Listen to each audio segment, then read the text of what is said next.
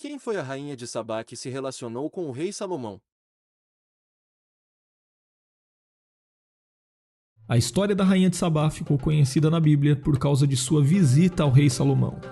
Porém, de fato, nós precisamos admitir que não há muitas informações sobre ela.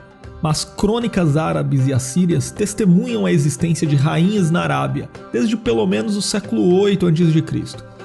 Então, embora as escrituras não precisem de fontes externas para comprovar sua autenticidade, é até interessante saber que antigas inscrições naquela região se harmonizam ao contexto histórico registrado na Bíblia. Isso quer dizer que a existência da rainha de Sabá é atestada tanto biblicamente quanto historicamente, apesar de não ser possível determinar qual das rainhas de Sabá é aquela que aparece no texto bíblico. Mas aqui também é interessante nós sabermos um pouco mais sobre o reino de Sabá. O reino de Sabá era um nome árabe que designava a parte sul de um antigo estado que ficava na ponta sudoeste da Península Arábica. Atualmente, aquela região corresponde a parte do território do moderno Iêmen, e embora não seja possível determinar com exatidão a origem do povo de Sabá, os sabeus ou sabaianos, como assim são chamados, são mencionados com frequência no Antigo Testamento, tanto nos livros históricos como nos livros poéticos e nos livros proféticos. Voltando agora à visita da rainha de Sabá ao rei Salomão, nós sabemos que a rainha de Sabá viajou mais de 2.000 quilômetros de camelo para visitar Salomão. A Bíblia diz que ela foi até Jerusalém por ter ouvido a fama do rei Salomão e por respeito ao nome do Senhor.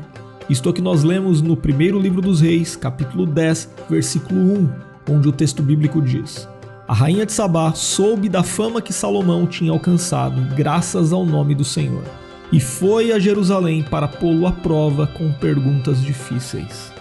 Então perceba que a rainha de Sabá queria testar Salomão para saber se o que ela havia escutado sobre sua sabedoria era realmente verdadeiro. E o texto bíblico informa que a rainha expôs a Salomão tudo o que tinha em sua mente, e Salomão não deixou nenhum de seus questionamentos sem resposta. No final, a rainha de Sabá descobriu que a sabedoria, a fama e a prosperidade de Salomão superavam em muito o que ela havia ouvido. A rainha de Sabá também percebeu a relação entre a fama de Salomão e o Deus de Israel. Por isso, ela glorificou ao Senhor e reconheceu que Salomão contava com a aprovação divina para ocupar o trono de Israel. Por isso que nos versículos 8 e 9 do mesmo capítulo 10 do primeiro livro dos Reis, nós lemos a seguinte declaração da rainha de Sabá sobre o rei Salomão: Como devem ser felizes os homens da tua corte, que continuamente estão diante de ti e ouvem a tua sabedoria. Bendito seja o Senhor, o teu Deus, que se agradou de ti e te colocou no trono de Israel. Por causa do amor eterno do Senhor para com Israel, ele te fez rei para manter a justiça e a retidão. Em seguida, o texto bíblico diz que a rainha de Sabá também deu muitos presentes a Salomão. Esses presentes incluíam grandes quantidades de ouro, especiarias e pedras preciosas. O rei Salomão retribuiu a generosidade da rainha de Sabá, mas o texto bíblico não informa quais foram os presentes que ele deu a ela. Ela esteve na primeira vinda de Jesus.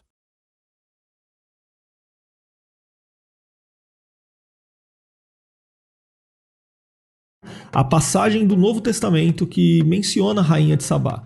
No Novo Testamento, o Senhor Jesus Cristo contrastou o interesse da rainha de Sabá pela sabedoria que o rei Salomão recebeu da parte do Senhor com o comportamento dos judeus de sua época, que se recusavam a reconhecer que aquele que é maior do que Salomão estava bem no meio deles. E nesse contexto, o Senhor Jesus se referiu a ela como a rainha do sul. Isto é que nós lemos em Mateus capítulo 12 e versículo 42, onde o texto bíblico diz: A rainha do sul se levantará no dia do juízo com esta geração e a condenará, porque veio dos confins da terra para ouvir a sabedoria de Salomão. E eis que está aqui quem é maior do que Salomão. Ela está na segunda vinda de Jesus.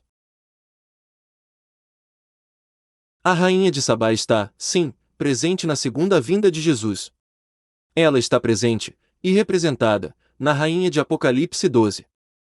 Contudo, está representada pela rainha de Apocalipse 12 quando já está estabelecida no lugar seguro, Apocalipse 12:6, lugar este que é o Brasil. E não quando ainda está no lugar do pacto, Apocalipse 12:5, lugar este que é Israel.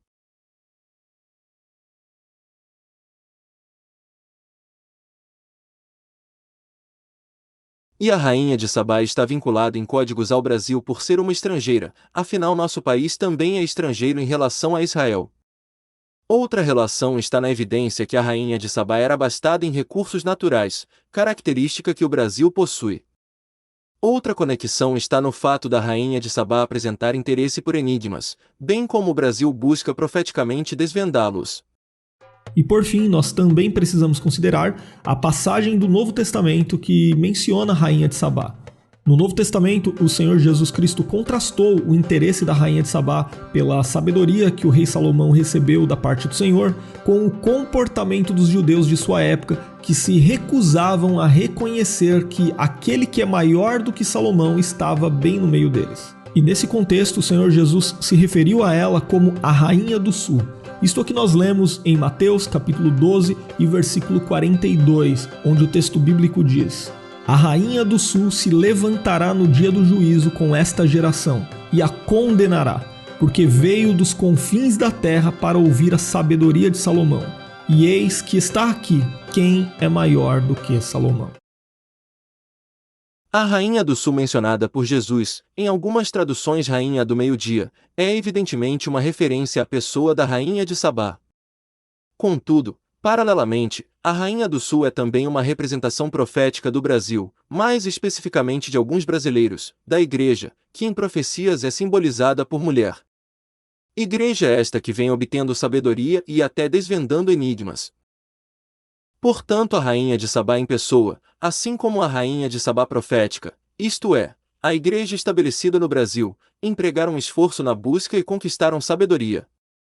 Sabedoria esta desprezada por partes em todas as gerações, porém agravada a partir da geração de Jesus.